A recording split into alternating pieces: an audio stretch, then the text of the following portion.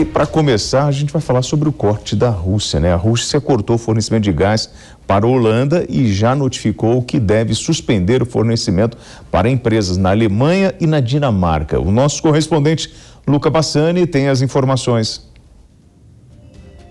Boa noite. Ontem uma decisão histórica foi tomada pela União Europeia, na qual 2/3 do petróleo russo deixarão de ser importados e utilizados pelos países aqui do bloco, exatamente como uma maneira de minar a economia russa a médio e longo prazo e também, segundo as palavras dos próprios presidentes da Comissão Europeia, acabar com o potencial russo para financiar a sua máquina de guerra na Ucrânia. A gente vê que na questão do petróleo a dependência ainda é grande, mas corresponde a apenas 27% de tudo aquilo que é utilizado, e a pressão principalmente de Hungria e Eslováquia fez com que fosse deixado uma espécie de possibilidade para importar esse petróleo pelos oleodutos do sul, exatamente através de tudo aquilo que pediu o primeiro-ministro Viktor Orbán da Hungria para que a sua economia não seja prejudicada.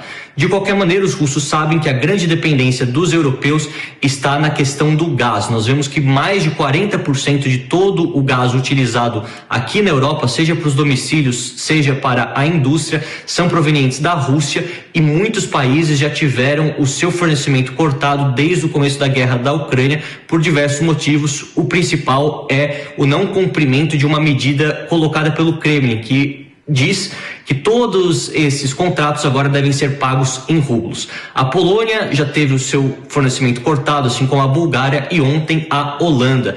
E temos também o Kremlin avisando a Dinamarca e a Alemanha que o mesmo poderá acontecer essa semana, já que os países também se recusam a pagar em rublos. Essa medida que foi colocada pelo presidente Putin exatamente para reverter parte das sanções econômicas e fazer com que a desvalorização da sua moeda se tornasse menor, algo que se mostrou bem sucedido, mas foi altamente desaconselhado pela União Europeia, porque diz que exatamente é uma maneira de reverter as sanções, e não é isso que o bloco quer. O bloco quer exatamente que a Rússia sofra perante a sua invasão ilegal da Ucrânia, segundo o que muitos deles dizem. Também nesse contexto a gente vê que nessa semana, dia 2, teremos na segunda vez na história, uma revolta, né? Não só uma revolta, mas também uma greve por parte dos diplomatas franceses nessa localidade em Quai d'Orsay, onde fica o Ministério das Relações Exteriores na França, dizendo que o presidente Macron está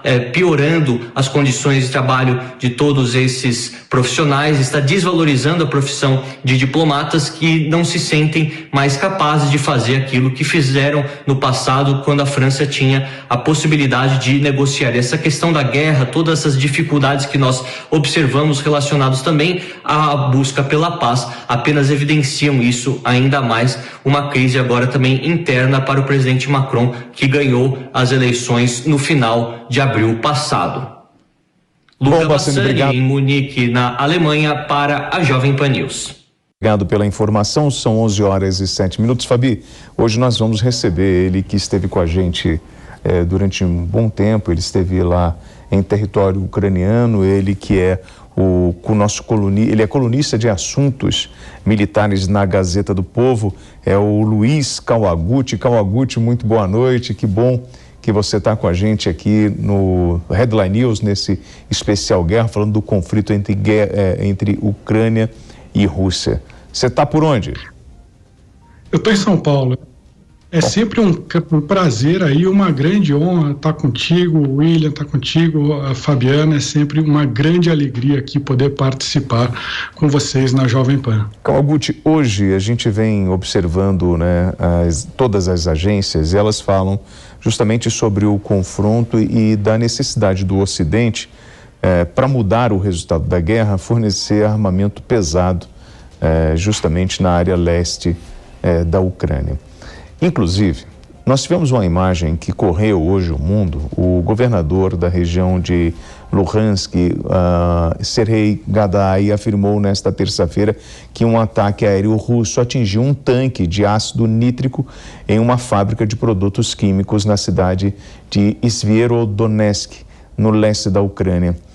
Jadai pediu que as pessoas fiquem em abrigos, alertou que o ácido nítrico é perigoso se inalado, ingerido e também ingerido ou em contato com a pele. E sobre esse ataque tão cruel, Kawaguchi, a gente vem observando que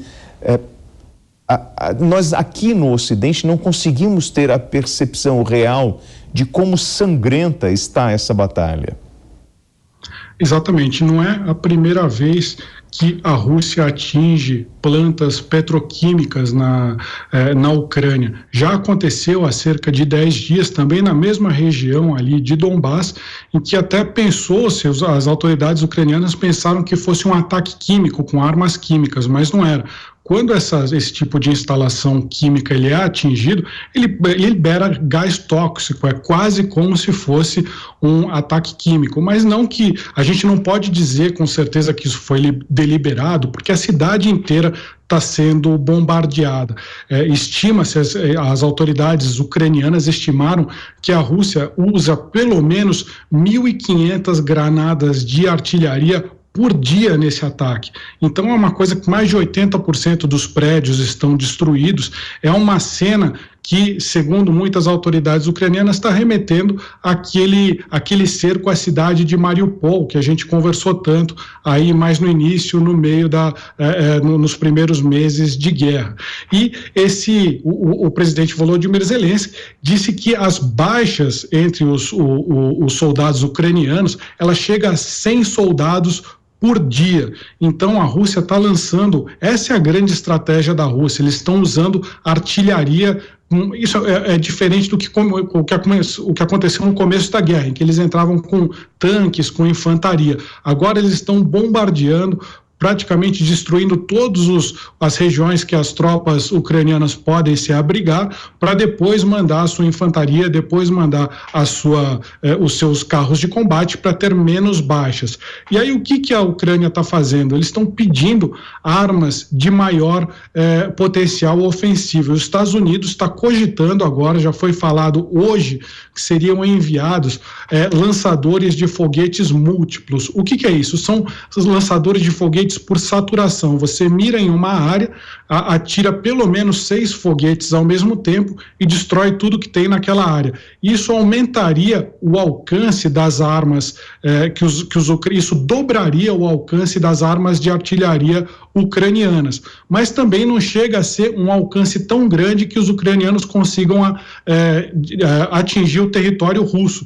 Então são os americanos aí com certos cuidados, eles querem que os ucranianos consigam se defender da artilharia russa, que tem muito mais alcance do que a artilharia ucraniana, mas também não querem dar armas que os ucranianos possam bombardear o território russo.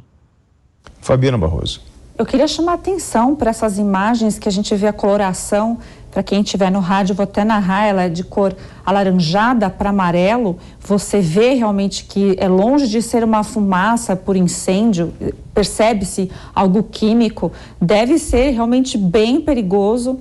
Concordo com o Kawaguchi que não foi com certeza deliberado, mas aquela região toda é uma região industrializada, e aí a gente também vai relembrar o que a gente havia falado. Os russos provavelmente não têm interesse algum de manter as cidades, as suas estruturas, até como estão, primeiro pela dificuldade de tomada dessas regiões e segundo porque, ao que parece, eles querem o solo em si, né, para ter o solo, para estabelecer como solo russo, e porque também nessa região as grandes reservas estão no subsolo. A gente está falando de reserva ou de minério ou de gás natural e de outros princípios que ficam no subsolo. Então, e também acho que eles estão tentando evitar a situação que houve em Mariupol, onde ficaram forças ucranianas, né, até o pessoal do batalhão Azov foi muito falado disso na época, ficaram ali alojados e resistiram, e isso acabou dando baixas para ambos os lados, mas os russos tiveram bastante perdas por ter que fazer até o ataque corpo a corpo.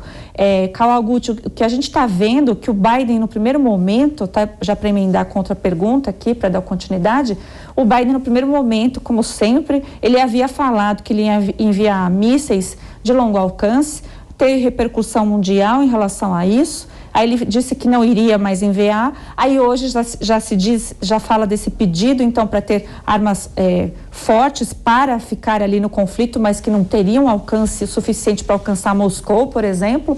Então a gente vê também que existe esse cuidado, existe um cuidado dos russos para não atacar partes de solos da OTAN. Também, ao que parece, os membros da OTAN, da União Europeia ou dos Estados Unidos, de forma geral aí, estão com muito cuidado para não ter um ataque direto a solo russo. É isso mesmo? Eu acho que por aí, eu acho que uma boa parte aí do destino dos próximos passos da guerra da Ucrânia, eles estão sendo decididos em Washington. Pelo seguinte, lá você tem duas correntes aí de opinião. Uma em que se deve realmente botar panos quentes, ou seja, tentar uma solução negociada com a Rússia, tentar convencer a Ucrânia a ceder território em nome de um cessar-fogo, em nome de um acordo de paz. Tem uma corrente política americana que está tentando fazer esse lobby, e tem outra corrente que diz que os Estados Unidos têm que fechar com a Ucrânia até o fim, até que a última tropa russa seja expulsa do território ucraniano. Então eu acho que não existe um consenso ainda em Washington em o que o país vai fazer. Tá uma batalha política, um debate político muito grande sobre o que vai acontecer. Enquanto isso, eles estão mandando armas, mas não estão mandando armas numa quantidade que seria suficiente para que os ucranianos conseguissem expulsar os russos. Para fazer isso, eles teriam que mandar aviões de combates, eles teriam que mandar muito mais desses veículos de artilharia que estão sendo mandados. Eles estão mandando armas suficientes para os ucranianos sobreviverem e tentar segurar o território que está na mão deles.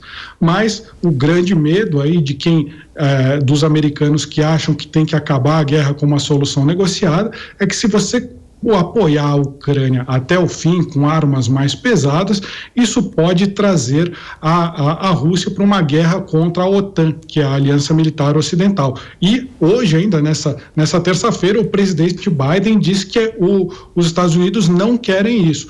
O presidente Biden disse que ele já havia dito antes que queria a substituição do regime, ou seja, ele tinha falado que queria a queda do presidente Vladimir Putin, mas hoje já disse ao contrário, falou que os Estados Unidos não querem ter ingerência na queda do regime ou quem que governa a Rússia. Então, muito do que a gente vai ver nas próximas semanas e meses vão depender da decisão que os Estados Unidos vão tomar, se é apoiar a Ucrânia até o final ou tentar uma solução negociada para um cessar-fogo em troca de território. Kogut, sobre essa cidade, Severodonetsk, as forças russas tomaram metade dessa cidade ucraniana, no leste da Ucrânia, que é fundamental para os esforços de Moscou para concluir rapidamente a captura da região industrial de Donbás.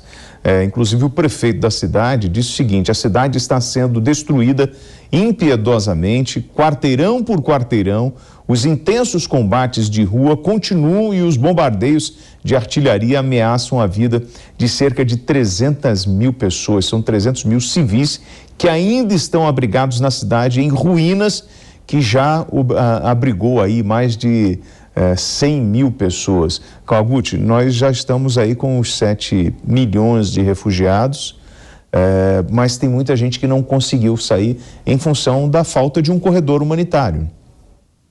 Exatamente, existe ali uma rodovia que ela liga essa cidade de Severodonetsk à região mais, entre aspas, tranquila, ali, que é a região de Dnipro, a região onde ainda não, que o bombardeio russo é muito menor.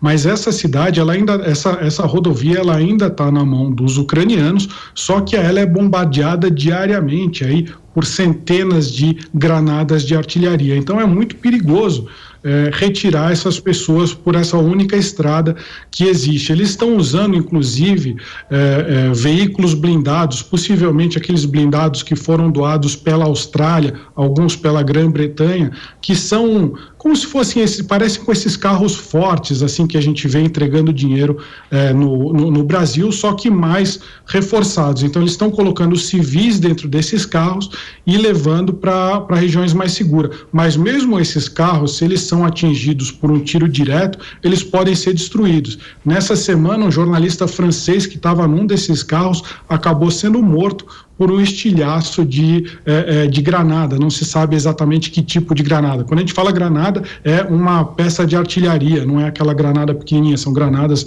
enormes, né? Então, é uma operação muito perigosa. De fato, tem centenas, aí milhares de pessoas presas nessa região de Severodonetsk, e Severodonetsk, ela é estrategicamente muito importante para a Ucrânia. Desde 2014, quando os separatistas russos eles invadiram a região do Donbás, eles chegaram a tomar uma parte de Severodonetsk, mas foram expulsos, e lá as tropas ucranianas, eles fizeram o seu principal QG, a sua principal base. Então a NATO, os comandantes ucranianos, eles ficavam nessa cidade de Severodonetsk, era o principal centro administrativo da resistência ucraniana ali na região de Luhansk e Donetsk. Se a Rússia toma, são cidades irmãs, Lysychansk e Severodonetsk, elas são divididas por um rio. Se a Rússia toma essa região, além de estrategicamente ela conseguir dominar toda essa área, que é a principal área de produção de carvão da região, ela também manda um recado, ela mostra ali que as principais tropas ucranianas, as mais treinadas, as mais experimentadas, foram expulsas da região. Então, para a Rússia, não tem uma opção que não seja conquistar essas cidades. Então, eles estão usando toda a sua força em Severodonetsk nesse momento. Kogut, você pediu à produção para separar um mapa. Que mapa é esse que você gostaria de mostrar? Então, existe aí exatamente, e essas setas amarelas mostram o que algumas pessoas já estão, não se sabe ainda, são algumas suposições. As setas amarelas mostrariam uma possível retirada dessas tropas ucranianas da região de Severodonetsk, e a seta vermelha mostra onde os russos estariam avançando. Então, o que eles querem? Se a gente olhar para essa parte mais à direita do mapa, é onde fica essa cidade de Severodonetsk, Lysychansk e uma série de outras ali, e é onde está a concentração de tropas ucranianas. Os russos querem cercar eles com aquilo que a gente chama de pinça, que é esse movimento que a seta vermelha está mostrando. Então, há um debate agora entre as forças ucranianas se eles vão resistir até o fim, mesmo que eles sejam cercados ali, ou se eles vão tentar se retirar dessa área, assim, vamos sobreviver hoje para lutar amanhã. Não há um consenso, há muitas especulações, mas está crescendo aí a possibilidade de que eles estão vendo que está muito difícil segurar Severodonetsk e Lysychansk, talvez eles recuem para outras cidades mais a oeste, aí, como Slaviansk, como Kramatorsk, para tentar resistir nessas outras cidades. É isso que esse mapa mostra. Toda a parte em vermelho é o russo, e as setas amarelas seriam por onde os soldados ucranianos tentariam escapar antes de serem completamente cercados. Essa é a situação estratégica nesse momento na principal batalha da Ucrânia, que acredita-se que aí pode ser a maior batalha até agora do século XXI, com mais de 140 mil tropas combatendo ao mesmo tempo ali. Fabiano Barroso. Agora a gente começa a ver a batalha que a gente temia, né? Temia pelas perdas que já são iminentes. Existem relatos que as tropas ucranianas estão sem suprimentos, e quando eu falo sem suprimentos, é sem água. Dizem que algumas tropas estão sendo mantidas só comendo uma batata por dia. Esses são os relatos que chegam ali do solo ucraniano. Então, de um lado, a tropa russa, ela consegue ainda ter sua própria subsistência, tanto em equipamento bélico quanto alimentar, e também até possível poder voltar à Rússia quando precisam de cuidados médicos, e substituição também de tropas, por substituição de pessoas que estão cansadas por outros que chegam prontos e aptos para lutar. A Ucrânia não existe essa possibilidade. Quem está ali, as forças ucranianas, elas têm que lutar ou até o fim, ou regredir e tentar proteger alguma outra região, mas não tem como, tem na Rússia, além da superioridade bélica, você poder substituir por uma tropa com outra estratégia ou que esteja mais descansado ou melhor alimentado. Então, a gente já vê bastante no oeste aí da Ucrânia aquela cena bem horrível de guerra que há muito tempo não se via no Ocidente, porque aí a gente tem que considerar que já é o leste europeu, mas se trata de um país aí que faz parte, né, do que a gente tem conhecimento, lembrando que esses horrores de guerra, a gente fala em século XX, mas isso aconteceu na Síria, isso aconteceu em regiões aí do Oriente Médio, recentemente também na Turquia. É importante lembrar, né, para não dizer que nós só temos olhos aqui para o mundo ocidental. O mundo oriental sofreu e bastante. Então, a questão humanitária, William, eu acho que é a principal que nós devemos estar olhando. Uma das preocupações que eu vejo de colocar armamento forte, equipamentos que a Ucrânia está solicitando nesse momento, é que talvez eles não consigam fazer a resistência, e o pior, que essas armas acabam caindo até para os russos, então fortificando o que já está muito fraco e favorecendo a defesa e ataque dos russos. Então, é com grande preocupação que eu vejo isso, e no meio de tudo isso, eu só falei até agora de força e de tropas regulares, nós temos mercenários de ambos os lados e a população civil com muita dificuldade, não conseguindo sair, uma série de fatores, mas uma delas é triste, mas é real, a gente precisa falar que muitos não têm meios de locomoção. E quando eu digo isso, eles não têm dinheiro para se locomover e ficam dependendo de carros, né, como o Karl Guti nos relatou, ou de ajuda de terceiros. Isso sim é muito triste, e ali tem pessoas mais velhas também, então crianças. Então, é com grande tristeza que a gente vê a falha da diplomacia no mundo. E aí, o Karl Guti, a gente está vendo uma movimentação dos russos, inclusive a última informação que eu recebi a respeito por exemplo, da internet na Rússia, que o objetivo seria derrubar toda a rede e criar uma rede russa, buscando parceiros aliados, como por exemplo a China, mas desmantelar o sistema atual e criar um controle maior, justamente para não depender, criar um isolamento, aquele novo desenho que a gente vem falando do protagonismo russo, ou a tentativa de se tornar um protagonista e acabar com a hegemonia americana, né? Exatamente, inclusive isso já está acontecendo em algumas cidades que são ocupadas pelos russos dentro da Ucrânia. Por exemplo, na cidade de Kherson, que foi uma das primeiras que foi tomada pelas tropas russas, eles já substituíram os servidores locais ucranianos, servidores de internet, por servidores russos. E a gente lembra que a Rússia, ela é totalmente independente do Ocidente em termos de servidores de internet. Não dá, por exemplo, se a gente pensar no Brasil, se a gente pensar em diversos outros países aí do mundo, se a gente for desconectado da internet dos servidores lá nos Estados Unidos, é muito provável que tenha um apagão de internet aqui. Só que a Rússia e a China não têm essa vulnerabilidade. Por quê? Porque eles criaram os seus próprios sistemas de backbones, de servidores. Então eles podem, não dá para o Ocidente ameaçar desconectá-los da rede mundial de computadores. Inclusive, isso dá um outro poder para eles, que é controlar o tipo de conteúdo que os seus cidadãos estão assistindo, estão vendo na internet. E eles já estão substituindo as redes ocidentais dentro da Ucrânia pelas redes russas.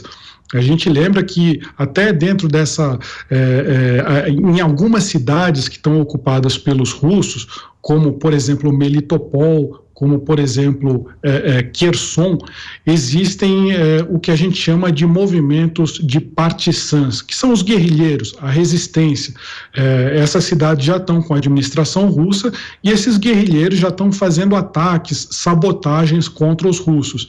E existem muitos sites feitos pelo Ministério da Defesa ucraniano que ensinam as pessoas a ser partisans, ensinam, por exemplo, como você roubar um tanque russo. Se se o cidadão vê ali, não sei se isso é muito real ou não, mas eu entrei nos sites e vi isso, que eles ensinam isso, ele mostra um vídeo no YouTube de como que você entra no tanque, como que você dá a partida e como que você vai embora com o tanque. Eles ensinam a fazer coquetéis Molotov, isso eles já vinham ensinando desde o começo, mas eles ensinam também a resistência passiva ou pacífica, em que os trabalhadores aí são orientados a sabotar, a destruir sistemas de computadores, sistemas elétricos, destruir tudo que eles conseguirem dentro das cidades para prejudicar a administração russa. Tem até casos que já foram relatados de atentados em que pessoas fizeram bombas, colocaram aí, tentaram matar o prefeito russo dentro dessas cidades. Não dá para saber se a pessoa que viu na internet tentou fazer, é um pouco improvável isso, mas pode também ser feitos por comandos, por forças especiais ucranianas e até de outros países. Mas essa é a questão, é por isso que a Rússia quer isolar essas pessoas da internet, para elas não terem comunicação de notícias e não receberem aí informações de como fazer a resistência contra os russos. São 11h29. Kogut, eu comecei o programa hoje, do especial Guerra Esse Quadro, falando que a Rússia cortou o fornecimento de gás para a Holanda, já notificou aí que deve suspender o fornecimento para as empresas na Alemanha e também na Dinamarca. Quando você vai para o preço do barril do petróleo, batendo a 118, os especialistas na área de segurança, eles vão monitorando o preço do barril do petróleo para ter uma noção da escalada da guerra. É através desse índice que é possível a gente analisar o conflito? Exatamente, os analistas usam como um termômetro aí de como, porque a gente não tem só a guerra no seu campo militar, a gente tem a guerra econômica e tantos outros campos, como guerra da informação, guerra cibernética, mas tem essa guerra econômica. Então, se, por exemplo, a União Europeia decide parar de comprar petróleo, como disse o Luca Bassani no início aí do especial guerra, o que vai acontecer? Vai aumentar esse preço do petróleo, ele tende a subir e não necessariamente isso vai prejudicar a Rússia. Por quê? Porque a Rússia vai exportar menos petróleo, mas esse petróleo vai estar mais caro. Então ela vai vender menos, mas vai continuar com uma receita enorme, porque ela continua vendendo para a China, ela continua vendendo para a Índia, ela continua vendendo para uma série de países, até do próprio Oriente Médio. Então o que pode acontecer? Pode acontecer o tal efeito bumerangue, que as empresas, que os governos europeus fazem essas sanções, mas acabam criando um problema doméstico, porque esse preço do petróleo vai ficando cada vez mais alto, o preço da energia vai ficando cada vez mais alto, isso acaba não prejudicando tanto a Rússia e acaba diminuindo o apetite dessas nações europeias de fazerem mais sanções, de continuarem ajudando os Estados Unidos, continuarem ajudando principalmente a Ucrânia e fazendo o isolamento econômico da Rússia. Por isso que é muito importante monitorar o preço do petróleo. Eu acho que se a gente tiver que guardar uma informação sobre isso, é essa. Não necessariamente, é claro que vai haver uma diminuição de receita para a Rússia, mas o preço do petróleo vai subir tanto que essa diminuição de receita não vai ser assim, talvez tão significativa quanto os europeus estão esperando. Hoje a Rússia lucra cerca de $1 bilhão por dia com exportação de gás e petróleo. A ideia do Ocidente é tentar cortar, diminuir esses recursos que estão chegando. Mas se o preço sobe e ele continua exportando para outros países que não são do Ocidente, não tem um problema tão grande. É claro que ele vai ter aí, que a Rússia vai ter problemas, mas talvez não tenha aquele impacto que o Ocidente estava esperando. Para isso, o Ocidente tem que fazer diplomacia, tem que pressionar Índia, tem que pressionar China para... Claro que me colocando nos sapatos do Ocidente para tentar evitar isso. Agora a Rússia, se eu me colocar no lugar da Rússia, o que a Rússia vai fazer? Vai aumentar a sua exportação para países não hostis e vai acabar lucrando mais com isso, porque vai ser um preço mais caro. Bom, nós estamos ouvindo o Luiz Kawaguchi, jornalista, ele que faz parte, que é colunista de assuntos militares da Gazeta do Povo. Fabi, tema barril do petróleo. Olha, tem um alerta importante que os especialistas eles colocam em 122 dólares, que foi o que bateu quando começou o conflito. Então, ontem nós tivemos a 120 dólares o barril do petróleo. Hoje caiu um pouco. Caiu um pouco porque existem até notícias que a Rússia estaria negociando esse petróleo com a Índia. Então, isso tudo, ainda existe essa interdependência. O objetivo dos orientais é que não haja essa interdependência e, como você bem colocou, a palavra eles querem quebrar a força do dólar e a hegemonia americana. Isso olhando do prisma aí, dos orientais. Não dá para negar que não houve uma premeditação dessa guerra. Houve sim. Então, a gente sabendo disso, dessa premeditação oriental, nós, Ocidente, aqui não coloco no sapato do ocidental, porque nós somos ocidentais. Nós temos que pensar em otimizar as relações diplomáticas e minimizar esse conflito para ontem.